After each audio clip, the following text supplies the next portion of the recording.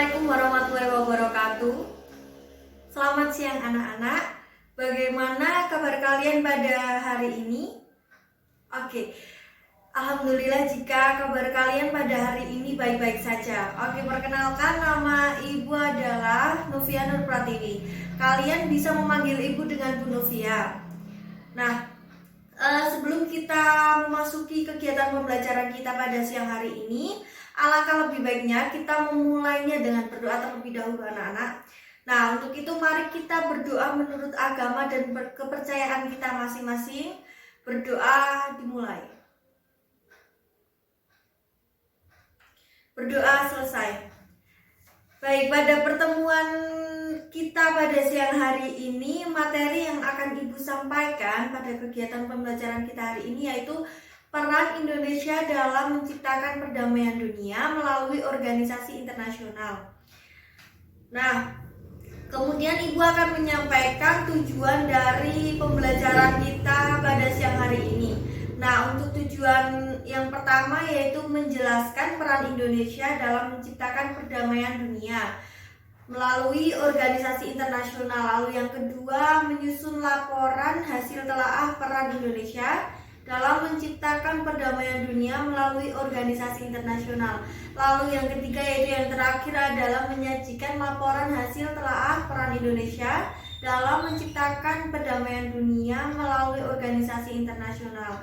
Nah, itu tujuan dari pembelajaran kita pada siang hari ini ya anak-anak. Nah, dalam pembelajaran kita kali ini Ibu akan memberikan sedikit motivasi bagi kalian. Nah, kalian itu harus tetap semangat untuk mengikuti proses pembelajaran, kegiatan pembelajaran yang setiap kalinya kita laksanakan, karena Ibu harap dalam setiap pertemuan itu kalian dapat memahami dan menambah pengetahuan kalian tentang materi yang Ibu sampaikan. Nah, maka dari itu kalian itu harus rajin membaca untuk menambah wawasan pengetahuan kalian, karena wawasan dan pengetahuan kalian itu perlu kita perluas ya. Wawasan dan pengetahuan kalian itu harus kalian dapat dari media informasi lainnya, bukan dari hanya penyampaian materi yang telah Ibu sampaikan saja. Nah, untuk selanjutnya kita akan membahas tentang materi yang akan kita bahas pada siang hari ini, yaitu peran Indonesia dalam menciptakan perdamaian dunia melalui organisasi internasional. Nah, anak-anak apa yang kalian bayangkan jika kalian itu mendengar kata atau istilah organisasi internasional? Apa yang kalian bayangkan? Coba. Nah, apakah kalian itu tahu sebenarnya organisasi internasional itu apa sih? Pernahkah kalian itu menganggap bahwa organisasi internasional itu adalah organisasi sosial?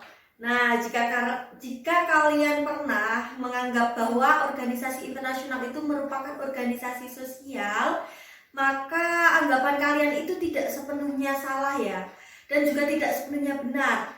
Karena organisasi internasional ini mempunyai berbagai macam corak. Ada yang bercorak politis, bercorak sosial, ekonomi, budaya, dan corak sebagainya. Nah, anak-anak, apa yang kalian ketahui mengenai apa sih organisasi internasional itu? Apa sih sebenarnya organisasi internasional itu? Nah, akan Ibu jelaskan pada materi yang akan kita bahas pada siang hari ini ya. Secara umum, organisasi internasional itu dapat diartikan sebagai organisasi yang berkedudukan sebagai subjek hukum internasional dan mempunyai kapasitas untuk membuat perjanjian internasional. Nah, kalian anak-anak sudah mengerti kan apa yang dimaksud dengan organisasi internasional itu? Nah, karena merupakan subjek hukum internasional, maka organisasi internasional ini mempunyai hak dan kewajiban yang ditetapkan dalam konvensi-konvensi internasional. Nah, organisasi internasional ini pada umumnya beranggotakan beberapa negara-negara ya. Akan tetapi meskipun demikian tidak menutup kemungkinan bahwa organisasi internasional ini terdiri dari berbagai badan hukum atau badan usaha.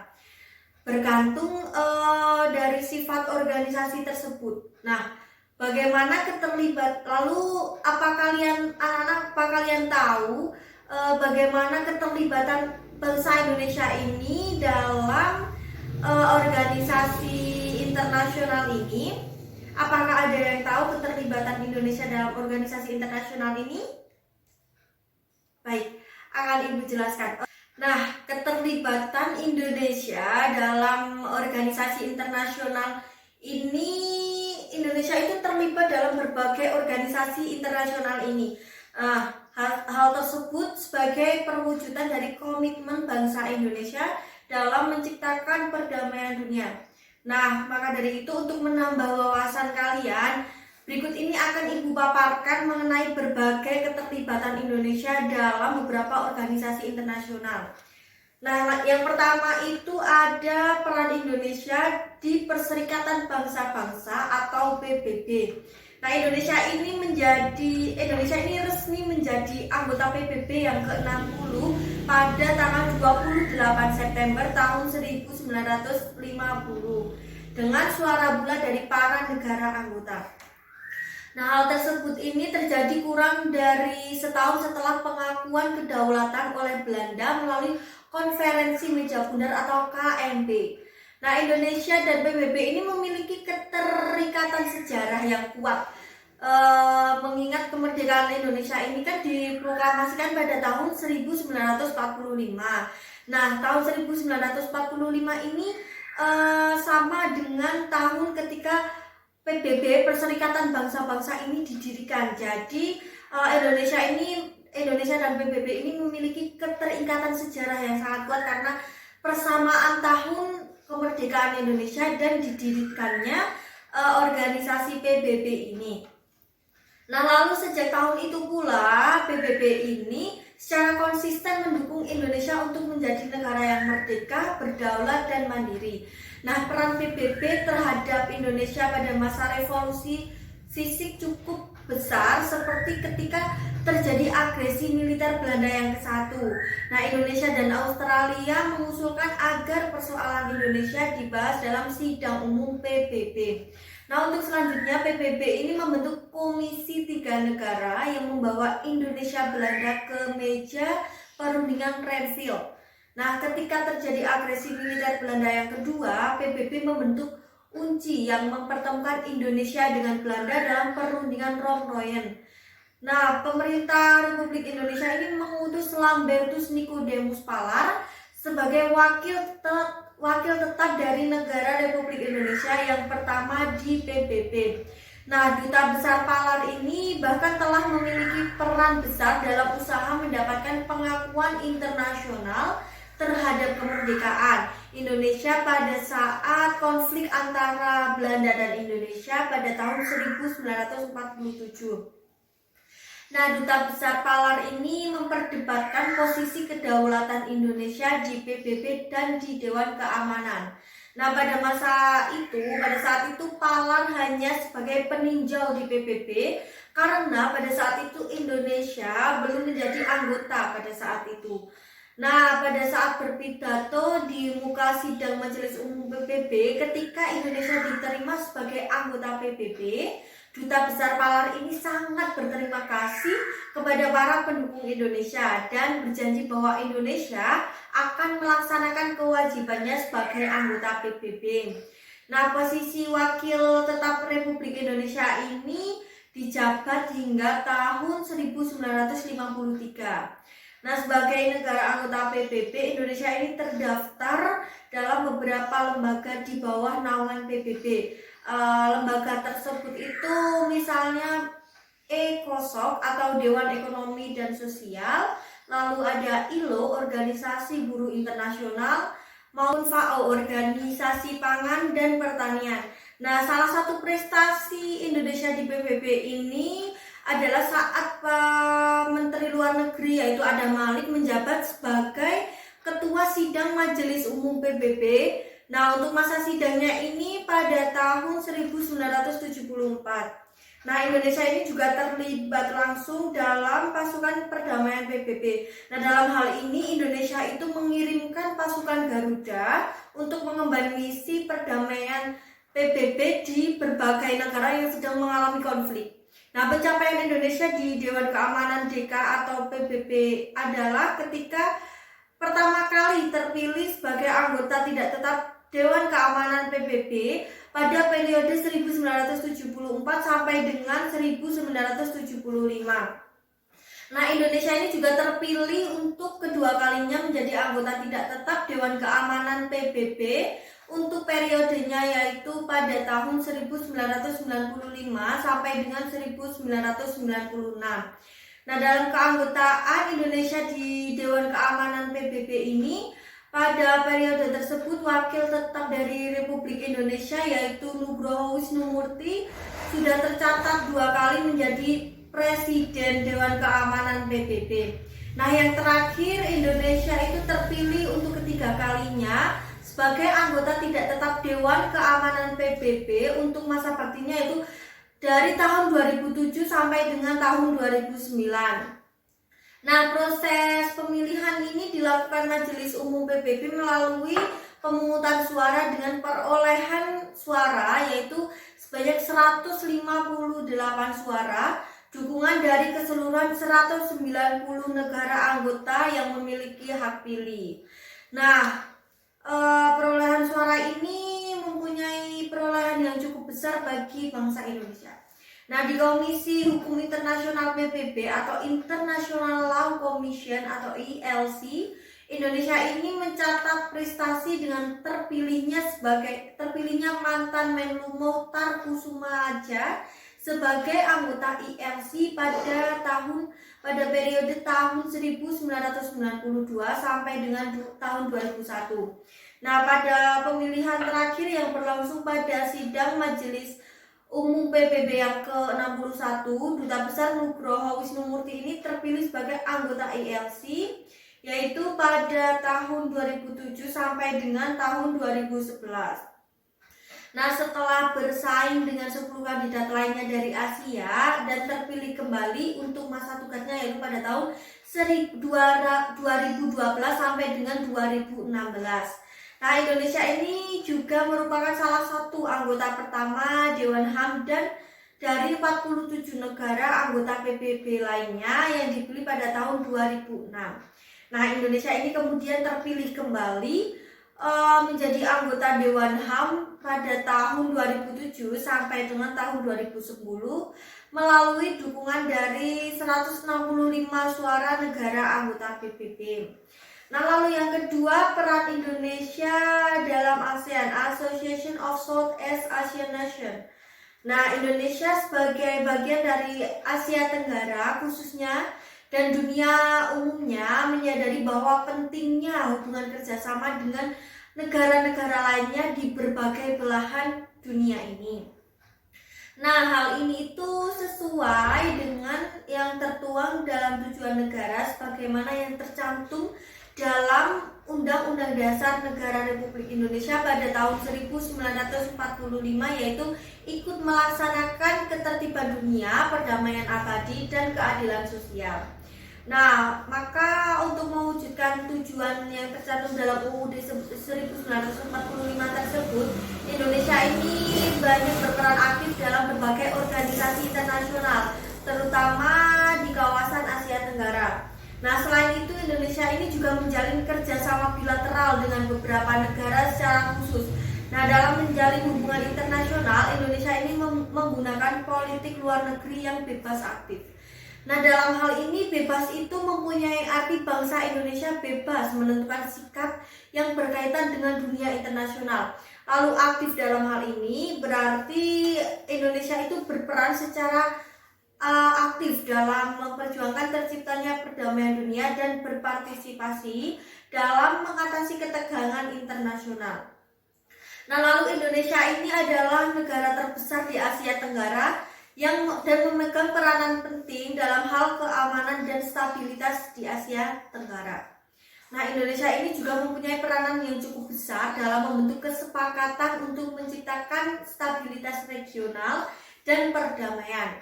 Misalnya Indonesia telah mengambil peran utama dalam membantu proses pemulihan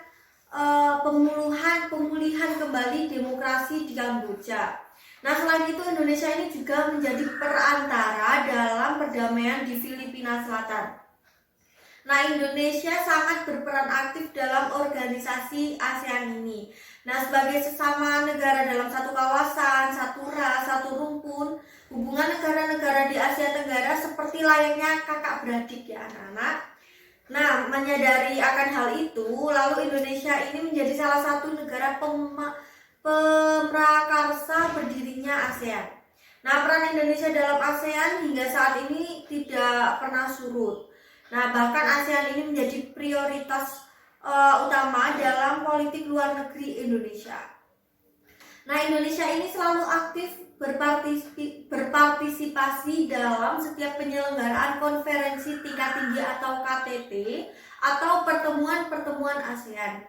Nah, Indonesia ini sering menjadi tuan rumah dalam acara-acara penting ASEAN.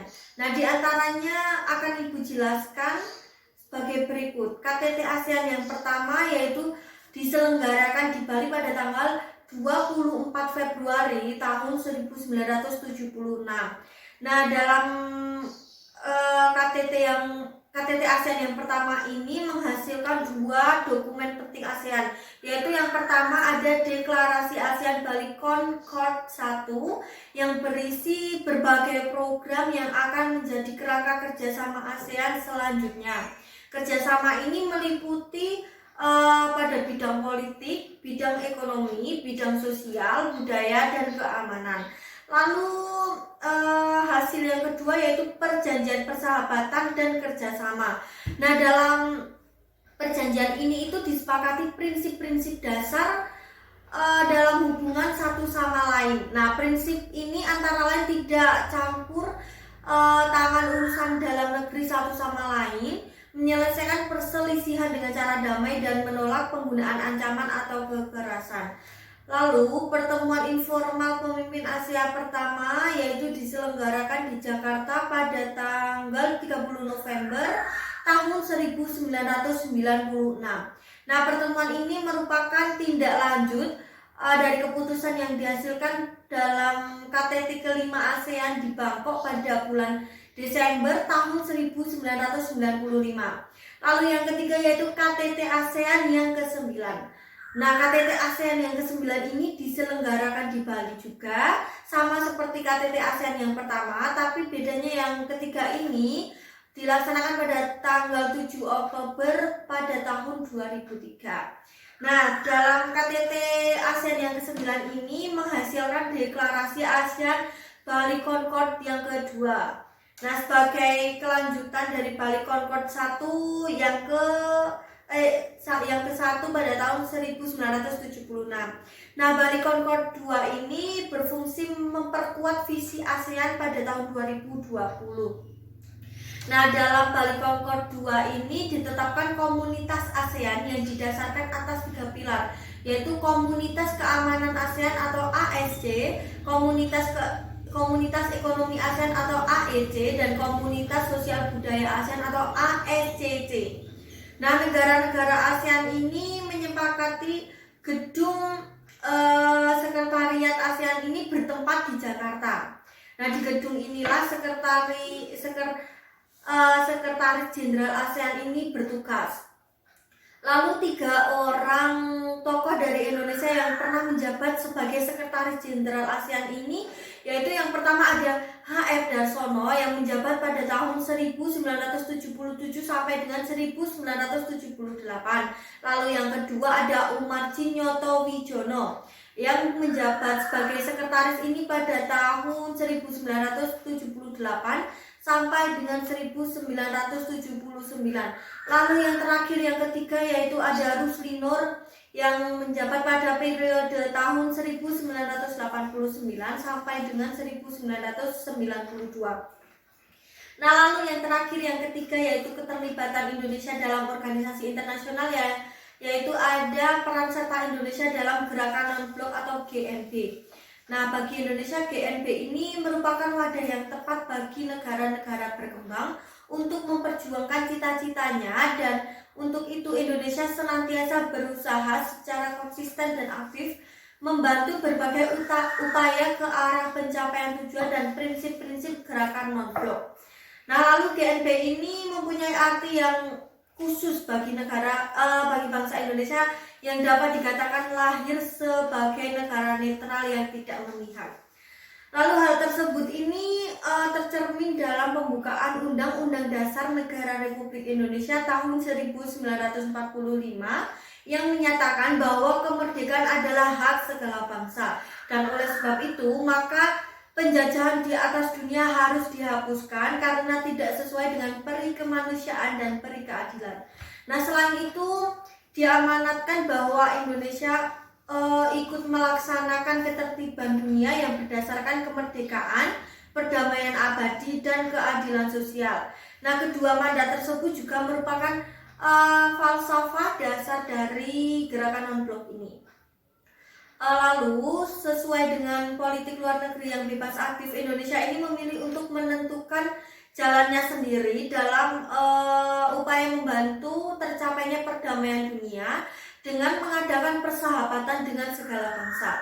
Nah, sebagai perwujudan dari politik luar negeri yang bebas aktif ini, selain sebagai salah satu negara pendiri GNB, Indonesia ini juga senantiasa setia dan memegang teguh prinsip-prinsip dan aspirasi dari GNB.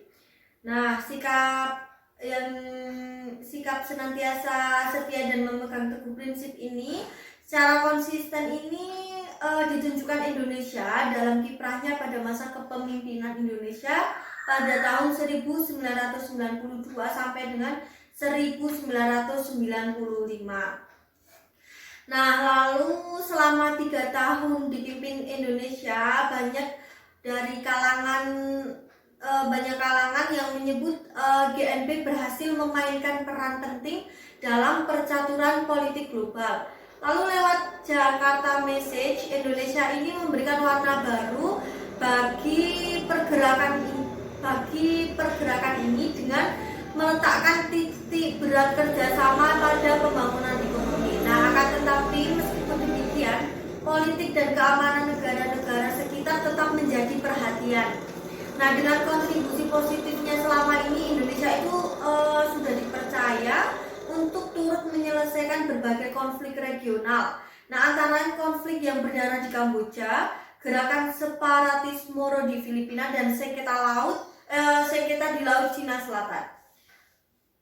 Nah, meskipun sekarang Indonesia ini tidak menjabat lagi sebagai pimpinan GNB, namun tidak berarti bahwa penanggungan oleh Indonesia terhadap berbagai masalah penting di GNB ini akan berhenti. Nah, baik anak-anak, pada pemaparan materi yang sudah Ibu sampaikan barusan ini, apakah dari anak-anak ada yang belum jelas? Apakah ada yang ingin ditanyakan? Silahkan. Nah, baik. Kalau tidak ada yang ingin bertanya, Ibu menganggap kalian semua sudah memahami tentang materi yang sudah kita bahas pada siang hari ini. Nah, maka dari itu untuk menambah nilai, Ibu akan memberikan 2 pertanyaan hanya untuk 2 murid saja. Silakan bagi kalian nanti yang tahu jawaban dari pertanyaan Ibu, silakan kalian acungkan jari untuk menjawab pertanyaan tersebut. Nah, Ibu akan menyampaikan pertanyaannya. Pertanyaannya yang pertama yaitu apa yang dimaksud dengan organisasi internasional? Silakan jawab, karena pada awal-awal tadi kita sudah membahas mengenai pengertian dari organisasi internasional tersebut. Oke, silakan jawab. Baik, benar, organisasi internasional itu adalah organisasi yang berkedudukan sebagai subjek hukum internasional dan mempunyai kapasitas untuk membuat perjanjian internasional. Benar sekali. Nah, lalu pertanyaan yang kedua yaitu sebutkan 5 negara yang menjadi perwakilan dalam ASEAN. Silakan yang bisa menjawab bisa acungkan jari. Silakan. Oke, baik. Benar anak-anak, 5 tokoh negara itu yang pertama dari Indonesia itu ada Malik, lalu yang kedua dari Filipina yaitu ada Narcisco Eramos, lalu yang ketiga dari Malaysia itu ada Tun Abdul Razak, lalu yang keempat dari Singapura yaitu ada S. Rajaratnam, lalu yang terakhir yang kelima yaitu dari Thailand ada Tanat Koman. Nah, baik anak-anak, lalu kemudian ibu akan memberikan tugas kelompok untuk menambah wawasan dan pengetahuan kalian. Nah, ibu minta kalian membuat kelompok kecil saja yang beranggotakan 4 orang dalam satu kelompok. Nah, setiap kelompok ini saling bekerja sama mencari informasi yang dibutuhkan dalam mengerjakan. Jadi tidak hanya urut nama saja. Jadi kalian itu harus bekerja sama dalam mengerjakan tugas kelompok ini karena tugas ini bersifat kelompok. Nah, setelah kalian nantinya sudah membentuk kelompok ini, ibu minta kalian mengerjakan tugas yang ibu minta. Nah, tugasnya ini yaitu coba kalian itu identifikasi mengenai organisasi internasional lainnya yang diikuti oleh bangsa Indonesia, selain yang sudah ibu jelaskan tadi, selain KPBB, ASEAN dan juga KGNB ya. Selain itu kalian coba identifikasi mengenai organisasi lainnya yang diikuti oleh Indonesia. Lalu kemudian analisis peran Indonesia dalam organisasi tersebut. Nah, perannya ini yang berkaitan dengan upaya untuk menciptakan perdamaian dunia. Lalu format penulisannya yaitu kalian bentuk tabel-tabel yang berisi nomor, nama organisasi dan perannya. Lalu setelah itu jika kalian sudah menemukan jawabannya, silakan kalian dari satu persatu kelompok itu mempresentasikan ke depan. Ibu minta hanya perwakilan 1-2 orang saja untuk mempresentasikan secara singkat saja karena waktu kita sudah hampir habis. Oke, ibu beri waktu 5 menit untuk mengerjakannya. Silakan dikerjakan.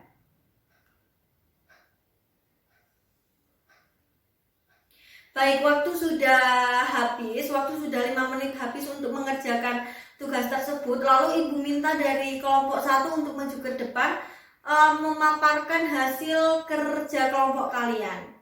Baik, silakan. Lalu kelompok 2 silakan. Kelompok 3, kelompok 4 silakan. Oke. Terima kasih dari pemaparan setiap kelompok. Dari pemaparan setiap kelompok ini kita dapat menambah wawasan melalui kerja kelompok ini. Selain menambah wawasan mengenai keterlibatan Indonesia dalam berbagai organisasi internasional selain yang sudah ibu jelaskan 3 tadi itu. Nah, baik anak-anak, dari pemaparan ini apakah ibu tanya sekali lagi, apakah ada masih yang belum jelas? Silakan bisa kalian tanyakan jika belum paham mengenai materi yang kita bahas pada siang hari ini. Ya, silakan. Baik, jika tidak ada yang ingin ditanyakan, ibu akan memberikan sedikit kesimpulan materi yang sudah kita bahas pada siang hari ini. Nah, kesimpulan materi yang sudah kita bahas pada siang hari ini yaitu bahwa organisasi internasional itu adalah organisasi yang berkedudukan sebagai subjek hukum internasional dan mempunyai kapasitas untuk membuat perjanjian internasional. Lalu organisasi internasional ini umumnya itu beranggotakan negara-negara. Lalu Indonesia ini terlibat dalam berbagai organisasi internasional. Nah, keterlibatan Indonesia ini dikatakan sebagai perwujudan dari komitmen bangsa Indonesia dalam menciptakan perdamaian dunia. Lalu keterlibatan Indonesia dalam berbagai organisasi internasional yang pertama yaitu ada peran Indonesia di Perserikatan Bangsa-Bangsa atau PBB. Nah, peran Indonesia di dalam PBB ini yaitu dalam hal ini Indonesia itu mengirimkan pasukan Garuda untuk mengemban misi perdamaian PBB di berbagai negara yang masih mengalami konflik. Lalu yang kedua yaitu ada peran Indonesia di dalam ASEAN. Oke, Indonesia ini sangat berperan aktif di dalam organisasi ASEAN ini. Nah, Indonesia itu menjadi salah satu negara pemrakarsa,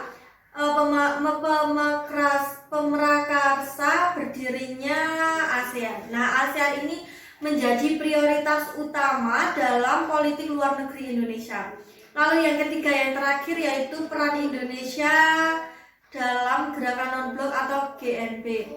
Nah, bagi bangsa Indonesia ini, GNB itu merupakan wadah yang tepat bagi negara-negara berkembang untuk memperjuangkan cita-citanya, dan untuk itu Indonesia senantiasa berusaha secara konsisten dan aktif membantu berbagai upaya ke arah pencapaian tujuan dan prinsip-prinsip GNB. Nah, itu kesimpulan yang bisa kita dapat dari materi yang kita bahas hari ini. Nah, jika kalian belum ada yang paham, masih bisa kalian tanyakan pada pertemuan kita kali ini. Oke, jika tidak ada, sebelum Ibu memberikan tugas individu, tidak ada apakah ada yang kalian ingin tanyakan? Ibu tanya sekali lagi. Oke, jika tidak ada, sebelum Ibu menutup pembelajaran kita pada siang hari ini, Ibu akan memberikan pada kalian tugas yang bersifat individu yang nantinya dikerjakan di rumah. Tugas ini nantinya dikerjakan di rumah dan kalian kumpulkan pada Ibu untuk pertemuan selanjutnya. Nah, oke, jika tidak ada yang ingin ditanyakan lagi, nanti Ibu akan menuliskan tugas individu di papan tulis, lalu nanti kalian kerjakan di rumah dan kalian kumpulkan pada pertemuan kita selanjutnya. Baik, sekian materi yang telah Ibu sampaikan. Jika ada salah kata kurangnya, Ibu mohon maaf. Terima kasih untuk anak-anak karena kalian sudah memperhatikan materi yang telah Ibu jelaskan ini. Nah, sekian dan terima kasih. Wassalamualaikum warahmatullahi wabarakatuh.